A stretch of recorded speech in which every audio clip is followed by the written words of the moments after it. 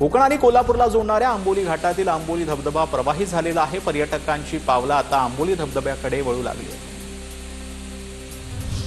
तर सांगलीच्या चांदोलीमध्ये धबधबे प्रवाहित झालेले आहेत। जवळपास 250 ते 300 फूट उंचावरून कोसळणारा उखळूचा धबधबा पाहण्यासाठी यावेळेला पर्यटकांची मोठी गर्दी।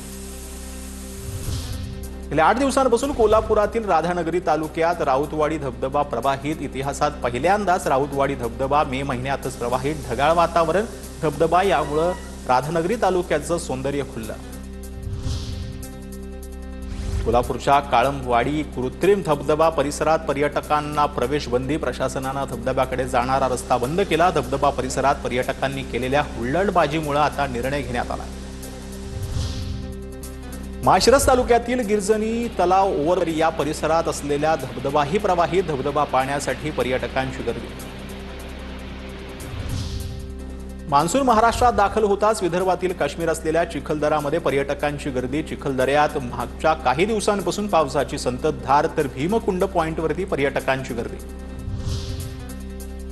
सकाळपासून जोरदार पावसामुळे धुळे शहरासह ग्रामीण भागात हजेरी। पावसाला सुरुवात झाल्याने वातावरणात गारवा, तर शेतकऱ्यांमध्ये आनंदाचं वातावरण। पेरण्यांना सुरुवात होणार।